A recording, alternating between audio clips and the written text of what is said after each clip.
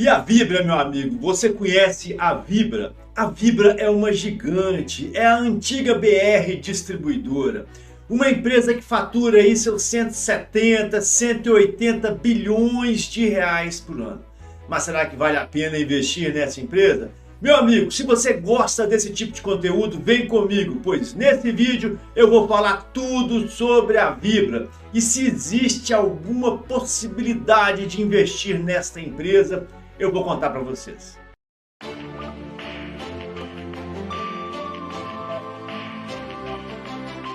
A Vibra é a antiga BR Distribuidora, uma das maiores empresas do Brasil do setor de energia. E ela atua tanto na venda de combustíveis e lubrificantes, quanto na geração de energia. É isso mesmo, meu amigo. A Vibra, ela produz energia elétrica, isso você não sabia, né? A Vibra, ela foi fundada lá em 1971 com o nome de BR Distribuidora. Só que a privatização ocorreu agora pelos idos de 2021 a 2024. Em 2021 a Petrobras diminuiu a participação e em 2024 ela saiu definitivamente e a Vibra passou a ser uma corporation, né? Ou seja, uma empresa que não tem um bloco de controle físico, um bloco de controle referência. Uma corporation, ela possui o seu capital social diluído na Bolsa de Valores. A empresa hoje ela atende mais ou menos aí uns 8 mil postos de gasolina e possui praticamente 25% de market share. Ou seja, um em cada 4 veículos que rodam no Brasil rodam com gasolina da Vibra. Agora, vamos lá. A Vibra tem um momento, pelos idos de 2021, muito conturbado, que foi a aquisição da Comerc. A Comerc é a maior plataforma multienergia do Brasil. Ela atende aí mais ou menos aí uns 5 mil unidades consumidoras. Ela é responsável por 6% de toda a energia que é consumida no Brasil. Ela produz mais ou menos 2,5 gigawatts. Só para você ter ideia, a CEMIG produz 5. A Comerc é mais ou menos meia CEMIG, é uma gigante, né? E a Vibra, com essa toada aí da descarbonização, da transição energética, achou por bem diversificar o seu portfólio e comprou a Comerc em 2 etapas. A primeira etapa em 2021, 50%, e a segunda etapa em 2024, os outros 50%. O grande problema, meu amigo, é que a Vibra pagou 7 bilhões de reais pela Comerc. É muito dinheiro, né? Na época, eu até fiz um vídeo, né, colocando o meu ponto de vista, pois eu não concordava com essa transação, mesmo porque a Comerc ela é uma empresa deficitária e continua sendo. E aí hoje o que nós temos é o seguinte, os ganhos da sinergia não vieram para a mesa e a própria Vibra já deu a mão à palmatória que foi um péssimo negócio comprar a Comerc por 7 bilhões de reais, ao passo que na época ela valia algo em torno de 21, 22 bilhões, né? E hoje a Comerc está à venda, né? Por incrível que pareça. É por isso que eu sempre gosto de empresas com o grupo controlador bem definido, sabe? Esse negócio de corporation, cara, parece que o dinheiro não tem dono, né? É uma aquisição muito sem pé nem cabeça, não faz o menor sentido. Ela pagou muito por uma empresa que valia muito menos e que era deficitária. Mas bora lá, vamos fazer a avaliação econômico-financeira da Vibra e mais para frente a gente vai voltar nessa história toda da Comerc. Eu utilizo a análise dinâmica de balanços e para isso eu peguei os balanços da empresa de 2020 até 2025, tá? Fiz uma reclassificação e auferi aqui os 3 indicadores da análise dinâmica, que é o capital de giro, a necessidade do capital de giro e o saldo de tesouraria. E vamos lá, eu vejo uma empresa que tem uma estrutura financeira sólida, um capital de giro aqui no mouse de 12,6 bilhões de reais, né? Ela tem uma necessidade de capital de giro positiva? Tem, de 9 bi, mas esses 12 bi financiam a necessidade de 9 e ainda sobram 3,6 bilhões de reais, ok? É uma empresa que tem indicadores pré-definidos, o capital de giro sempre foi positivo, a necessidade de capital de giro também sempre foi positiva, o saldo de tesouraria também em níveis muito líquidos, né? E isso é interessante porque mostra uma certa disciplina, uma certa coerência dos indicadores ao longo dos anos. Mas eu peguei esses indicadores e coloquei no gráfico, porque o gráfico mostra as tendências. E esse é o gráfico, pessoal, que retrata a evolução do capital de giro, necessidade de capital de giro e saldo de tesouraria ao longo dos anos. Eu percebo uma estrutura de capital interessante, tá? O capital de giro, que é a linha azul, sempre esteve em níveis superiores à necessidade de capital de giro, em níveis relevantes. E esse gap que existe entre a linha azul e a linha vermelha, observe, em qualquer ponto do gráfico, é o saldo de tesouraria. É o dinheiro do capital de giro que excede a necessidade de capital de giro, ok? É a liquidez, tá? É uma empresa que sempre se caracterizou por ter altos valores de liquidez. Tá certo, meu amigo, que de 2024 para 2025 tem um ponto interessante aqui, que é a redução do capital de giro, né? Observe aqui como a reta do capital de giro, ela muda de inclinação de forma forte, né? E a consequência disso é o quê? Considerando que a necessidade de capital de giro, que é a linha vermelha, continua no mesmo nível, a empresa perde caixa, perde muito caixa, né? Sai de um caixa aí de praticamente 8 bilhões de reais e vai para um caixa de menos de 4 bilhões de reais. Esse aqui seria um ponto de observação interessante para a gente discutir mais à frente. Sob o ponto de vista do indicador da necessidade de capital de giro, a empresa é um reloginho. Eu gosto de sempre comparar o crescimento da receita com o crescimento da necessidade de capital de giro. E eu vejo que a empresa de 2020 a 2024 saiu de um faturamento de 80 bi e bateu aqui 170 bilhões de reais, aumentou em 111%. Já a necessidade de capital de giro saiu de 5,2, foi para 9,6, ou seja, aumentou em apenas 83%. O problema da Vibra não é a gestão operacional, né? Ela sabe muito bem como administrar o seu ciclo financeiro, o seu ciclo operacional, como fazer rugir do seu conta a receber e da sua conta de fornecedores. Necessidade de capital de giro é bem administrada no caso da Vibra. Na minha visão, é no capital de giro que a empresa mostra os seus principais pontos fracos, tá ok? Capital de giro ao longo desses anos tem sim crescido, né? Em 2020 estava em 6,5, agora em 2025 está estimado em 12,6 bilhões de reais. Aumentou aqui praticamente 7 bilhões de reais, né? Mais do que dobrou. Mas vamos lá, quando a gente analisa a composição desse indicador, né? Olhando conta por conta, nós vamos perceber que é uma empresa que está se alavancando, cara, de forma muito relevante. Em 2020, a conta de empréstimos e financiamentos estava em 6,3, agora está em 22,6. Aumentou em praticamente 16 bilhões de reais aqui no mouse, ok? E com esse dinheiro, o que ela fez? Ela investiu no seu intangível, no seu imobilizado e nos seus investimentos. Todas essas contas aqui, em conjunto, variaram mais ou menos também aí uns 15 bilhões de reais, um pouquinho menos que o volume de empréstimos, ok? Então nós vemos uma empresa que aumentou o seu capital de giro ao longo dos anos em função de um aumento do endividamento. E um fato preocupante também no capital de giro, pessoal, é quando a gente olha essa conta de reservas de lucro, né? Observem vocês que de 2020 a 2025 essa conta alterou em apenas 4 bilhões de reais. Mas como assim? A Vibra é uma empresa que fatura 180 bilhões de reais por ano, né? E de 2020 a 2025 ela teve apenas 4 bilhões de reais de acumulação de reservas de lucro, né? Então aqui já demonstram duas possíveis situações. Ou é uma empresa que distribui muito lucro, distribui tudo, não acumula nada para fortalecer sua estrutura de capital, ou é uma empresa que tem uma performance operacional sofrível, né? Beleza? Mas vamos lá ver como anda o endividamento da empresa. Quando nós analisamos o capital de giro, eu alertei que a empresa estava aumentando o seu endividamento. E quando nós analisamos a dívida líquida da empresa, nós percebemos que de 2024 para 2025, aqui no mouse, ok? A dívida líquida salta de 10,3 para praticamente 19 bilhões de reais agora em 2025. O indicador dívida líquida dividido pelo EBIT, que mede o endividamento da empresa, está em 4,6 vezes. Ou seja, a empresa precisaria de 4,6 anos para pegar 100% do seu EBIT para pagar a sua dívida líquida. É um endividamento relevante, ok? O ponto bom é que 91% do seu endividamento ele é de longo prazo, ok? Agora, o que a gente tem que observar também é o seguinte, olha aqui pessoal, nessa parte de cima, aqui no mouse, olha o caixa, né, saindo de 2024 para 10,5 bi e indo para 2025 para 5,9, quase 6. E olha o endividamento aumentando no longo prazo, de 18 para 22. Então a empresa queimou muito caixa de 24 para 25, tá?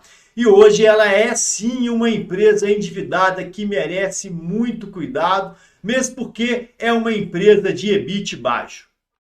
Eu gostaria de alertar aos assinantes do Tsumoney Premium que eu estou disponibilizando um relatório super completo sobre a Vibra. Nesse relatório eu abordo outros aspectos que não dá para falar aqui no vídeo. Nos vídeos do YouTube a gente tem que se ater aí a 20, 25 minutos, mas no papel eu posso ser mais detalhista, né? Não deixe de ler. Meus amigos, para aqueles que não são assinantes do Tsumoney Premium, eu recomendo que vocês façam a assinatura da newsletter, inteiramente de graça. É só acessar o meu site e colocar somente o seu e-mail que você vai receber diariamente análises exclusivas, ok? E quando nós analisamos os indicadores de performance, eu vou evidenciar para vocês por que o EBIT da empresa é baixo. Receita está ok, a empresa sempre faturou muito, né? Ela tem 25% de market share, 1 em cada 4 veículos no Brasil rodam com gasolina da Vibra, né? Com gasolina da Petrobras. O faturamento saiu de 80 bi, bateu aí 170 bilhões de reais em 2024. Em 2025 vai chegar aí nos 180 bilhões fácil, ok? Mas o problema dela começa na linha do custo. O custo é muito alto, sempre na faixa dos 95%. Observe aqui no mouse, 95, 95, 96, 95, 95, 95. Ou seja, custo direto, meu amigo. A cada 100 reais que ela fatura, 95 é de custo, é muito alto. E a consequência disso é um EBIT baixo, sempre inferior a 5%. Observem aqui no mouse, tá? 5.6, 2, 2.2, 4.6, 5.1, 2.7. Em 2024 ela teve até um EBIT um pouquinho maior do que em 2025, né? É praticamente o dobro, né? 5.1 contra 2.7, mas isso aqui, esse EBIT aqui são receitas não recorrentes, é um processo que ela tinha contra a União sobre a base de cálculo de PIS e COFINS, algo que vem aí há mais de 2 décadas, se arrastando nos tribunais, e ela ganhou. E aí ela teve que reconhecer esse ganho como receita, tanto na primeira linha, lá em cima, quanto no resultado financeiro, na atualização desses valores. É por isso que o resultado financeiro da Vibra em 2024 foi pequenininho, somente 230 milhões de reais negativo, tá? Efeito de eventos não recorrentes. Agora, em 2025, o resultado financeiro já está muito forte, muito negativo, 1,8, deve bater fácil aí 2,5 bilhões de reais, né? Então a Vibra é uma empresa que tem um EBIT baixo, sempre na faixa dos 5%, e é uma empresa que vai te deixar para você, cara, um lucro líquido aí na faixa de 1 a 2%. Em 2025 foi 1%, em 2024 esse lucro líquido de 3,7% está super estimado, receitas não recorrentes. 2023 também teve receitas não recorrentes, ok? Então pensar em Vibra, cara, é saber que é uma empresa que fatura muito? Fatura. Tem um custo muito alto, na faixa dos 95%? Tem. EBIT baixo? Baixo, na faixa dos 5%. E lucro líquido que varia entre 1% e 2%. Então, quando nós analisamos a Vibra, nós percebemos que é uma empresa que tem uma estrutura de capital ainda adequada. Sobra dinheiro, né? A empresa tem um capital de giro robusto e tem uma tesouraria robusta ainda. Tem perdido qualidade. De 2024 para 2025, a empresa perdeu mais de 4 bilhões de reais de caixa. Isso a gente já consegue identificar analisando a sua estrutura financeira, mas ainda é adequada. Uma empresa que tem o seu ciclo financeiro bem gerenciado, considerando as características do setor. A Vibra, ela é uma gigante, fatura aí seus 180 bilhões de reais. E ao longo dos anos que eu analisei, de 2020 para 2025, a gente viu que é uma empresa que saiu de um faturamento de 80 e bateu 180 bi, né? Mais de 100 bilhões de reais de acréscimo de faturamento. O problema da Vibra definitivamente não é faturar. Vender, ela vende. Ela tem um market share de 25%. Um em cada 4 carros no Brasil rodam com gasolina fornecida pela Vibra. Isso é muita coisa, né? O problema da Vibra começa na linha de baixo, no custo do produto vendido. A Vibra tem um custo de 95%. Isso mesmo, é muito alto, né? E esse número de 95%, ele já é uma figurinha carimbada. É um indicador de 2020, 21, 22, 23, 24, 25 e será de 26. A consequência disso é uma empresa que gera um EBIT baixo, na faixa de 4 a 5%, ok? Lucro líquido é esperar sempre um lucro líquido de 1 a 2%. Esse gap entre o EBIT de 5% e um lucro líquido de 1 a 2%, ele sofre o impacto de uma empresa que hoje se mostra endividada. A Vibra tem um endividamento hoje de 19 bilhões de reais. E aí você pode pensar assim, Igor, 19 bilhões de reais para uma empresa que fatura 180 não é nada. Mas espera lá, quando nós analisamos o indicador de endividamento de uma empresa, nós não temos que comparar dívida líquida com faturamento. Nós temos que comparar dívida líquida com geração de caixa, com EBIT, né? Eu gosto muito de comparar com EBIT.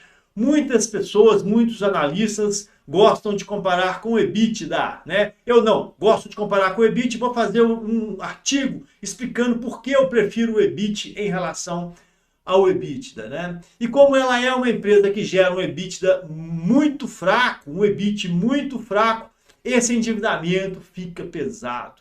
Hoje a Vibra precisaria de 4,6 anos, mais ou menos, para pegar 100% do seu EBIT para quitar a sua dívida líquida. Então isso merece muita atenção, ok? Sob o ponto de vista operacional, é uma empresa fraca. Lucro líquido de 1 a 2%. Esse lucro líquido ele não tem força suficiente para fortalecer o seu capital de giro, para fortalecer o seu patrimônio líquido de forma endógena. E é por isso que a Vibra vem se endividando ao longo dos anos. E notadamente de 2024 para 2025 houve um acréscimo de endividamento relevante.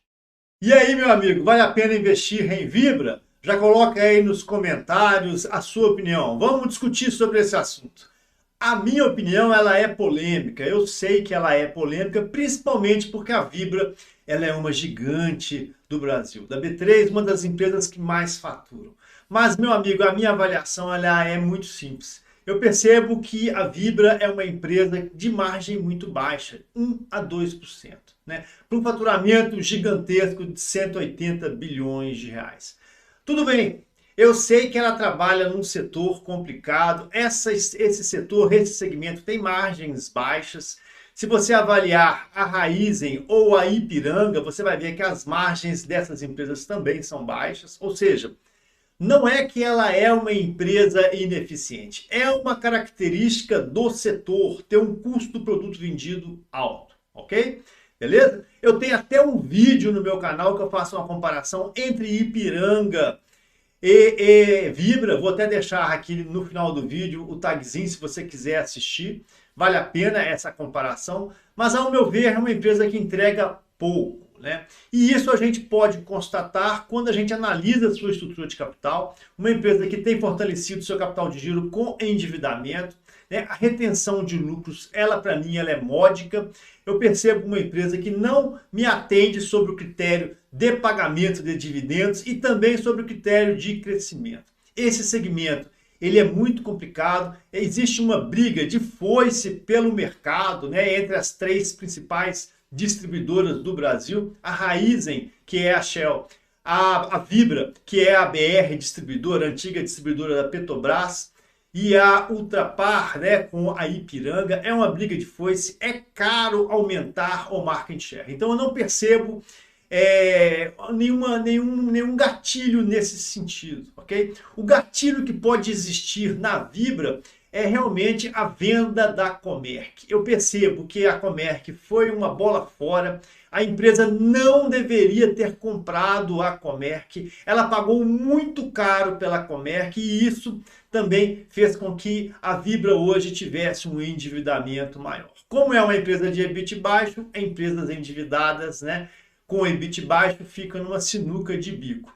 O gatilho da Vibra é a venda da Comerc. Se você vê noticiar alguma coisa sobre venda da Comerc, você pode saber que o preço da ação da Vibra vai aumentar, beleza? Então, dividendos, nem pensar, crescimento, nem pensar. Vale a pena para swing trade em virtude da grande liquidez do papel, né? A gente pode aproveitar movimentos de alta ou de baixa, né? Trabalhar um pouco vendido. Embora quem conhece o canal, quem é meu assinante, sabe que eu não gosto de operar vendido, eu não gosto de torcer contra, né? Eu gosto de torcer a favor. Mas enfim, Vibra para mim não vale a pena, ok? Vale a pena para swing trade em operações rápidas, de 2, 3, 4 meses, ok? Muito obrigado. Espero ter trazido algo de diferente para você. Se sim, já vale o like, né? Se não, não fica com raiva, deixa para lá. Muito obrigado, bons investimentos e principalmente fiquem com Deus.